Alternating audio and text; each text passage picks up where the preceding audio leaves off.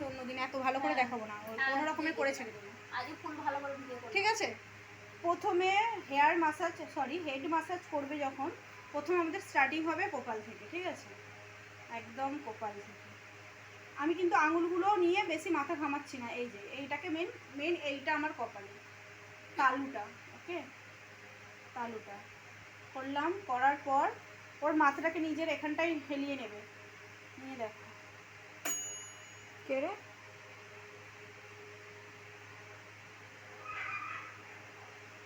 প্রথমেই হুট করে ওপরে যাওয়ার দরকার নেই,